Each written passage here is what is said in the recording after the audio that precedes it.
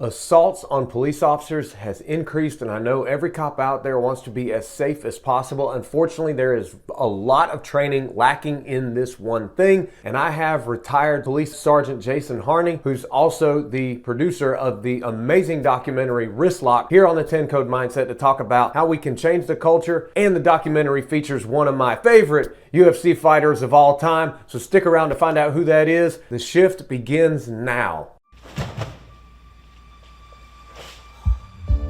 Every defensive tactics and self-defense technique taught to law enforcement officers is derived from the martial arts.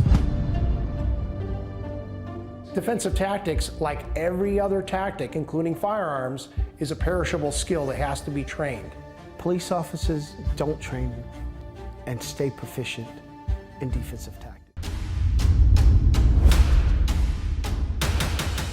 Hey, what's going on? It's Scott. I help to keep police officers alive and thriving, but look, I'm seeing video after video of use of force incidents that could have been handled a lot better than what they were, but simply because the officers were not well trained in defensive tactics, it all went to crap and it looked horrible, and sometimes it ended up with them getting hurt, the suspect getting hurt. All could have been avoided if they just knew more. So I'm very glad that I'll be able to show this interview I had with Jason Harney, who produced the documentary Wrist Lock. Check this out. There's a lot of work to do in being a police officer besides just going through an academy and then going to work every day for 25 to 30 years. When you train in martial arts, it allows you the opportunity to experience those things.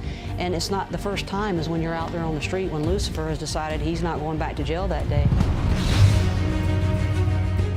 Yeah, it has a lot to do with taking care of yourself, but also I'm a big proponent that officers need to train a lot, particularly defensive tactics, because one, it will help you be safer out there, but it does help your mental health as well. And you can form friendships outside of law enforcement. So what gave you the idea? I'd start with, the star of the film, Jon Gentile, was once my instructor. I'm more or less likely to use force knowing I can use force effectively. Starting in the mid-1990s. And, at the time, John was training with, and by my association with him, I was too, in what we refer to today as mixed martial arts. But back then, remember, it was still called no holds barred, and the UFC was banned on most cable networks. And it was, unless you could go to your local Blockbuster and get the VHS tape of the most recent event, you weren't seeing it on on TV the way we do today, that mainstream audiences just kind of take for granted. It wasn't like that in the 90s. Now, in police work, obviously, it was the same thing. Defensive tactics at the time were very archaic. They were based on very basic martial arts techniques. And I know that the saying from most cops at the time was, that defensive tactics would teach you just enough to get your ass kicked. Utilizing a high gear suit requires both creativity and research on the part of the trainer. Scenarios should be based on actual incidents in order to allow as many members of an agency as possible to know and understand how best to handle a situation. So where was this film, Wrist Lock, the martial arts influence on police use of force, born? It started right there in the 90s when John and I were training together and really trying to come up with better tactics and techniques to teach our cops at Las Vegas Metro. When I'm in a physical altercation with a citizen, I have to win, because if I lose, there's a good chance I'm going to die. My thing is this: I've gotten pushback whenever I've made a video on my YouTube channel. Some cops have said, "We stop this. If more cops know martial arts, then there's going to be a lot more aggressive cops out there."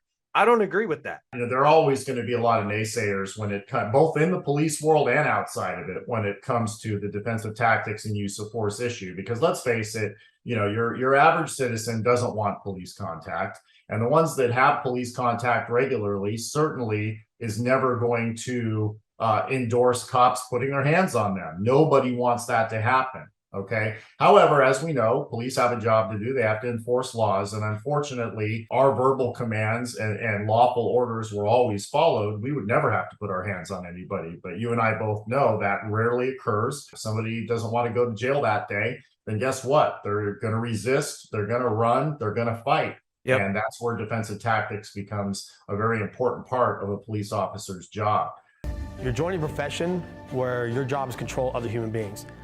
It would make sense if you're good at it. Okay. This is a fight. Now, going back to, now into the early 2000s, and I know you'll love this, when we spoke with Forrest Griffin. Forrest!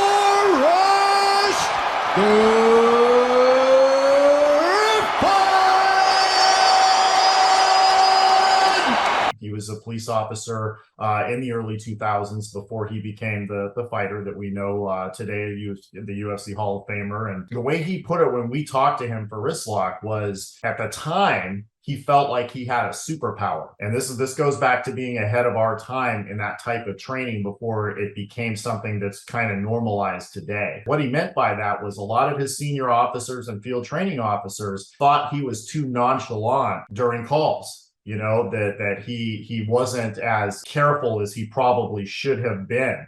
And what he attributed that to was his confidence level, because he knew that in these situations, he would be able to handle himself and he would be ready for whatever attack came. If people get to you, like physically get to you, break that distance, you know, and have their hands on you, having the confidence and the ability to know you're trained and that you're in shape and that you've been in these situations before in a practice environment is going to lead you to be able to make better choices in that instantaneous situation than you would without that training. He wasn't putting himself in dangerous positions, but he maybe wasn't being as forceful in the onset of the call as some of his peers and senior officers were. And he actually got dinged for that in training, he said. So when he was telling us this, Jon and I are thinking, wow, we can certainly relate to that, because at the time we felt the same way. We were being looked at, you know, by some of the old guard as, well, why in the world would be getting on the ground? And we're like, well, we're not saying we're taking people there. We're saying that if you find yourself there, you could trip and fall over a sidewalk. I mean, there are so many reasons why you could find yourself on the ground in a situation. Obviously, the worst being if the suspect takes you there. Yeah. And we also knew with the advent of mixed martial arts competition, and we live in Las Vegas, which is kind of the epicenter of the whole thing. There are gyms all over the place run by very prominent and famous people in that industry that are teaching just regular people to do these things. And, you know, our point was always, it's not that they're bad people. I'm sure there's some criminals that train there, but not everybody.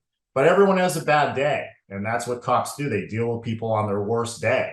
And if they have these skills, and you don't, as a police officer, you don't know how to respond to them, that's going to be a huge issue.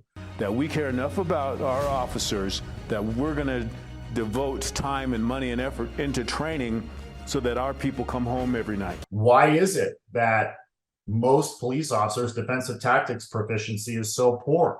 Why is it that police departments do not feel it is important to ensure that their cops are proficient in defensive tactics? Why is it that they give them academy training, but then they never ever have to recertify in things as crucial as handcuffing, right?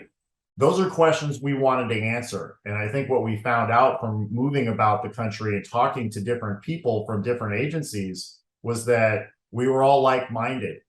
And we all had a lot of the same thoughts on these processes, the same frustrations with our administrations for not ensuring that our cops are prepared for these confrontations that they, quite frankly, could find themselves every day.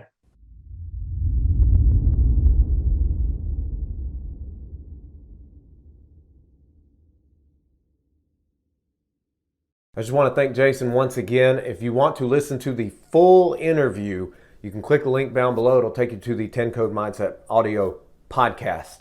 Take care of yourself, and may God bless.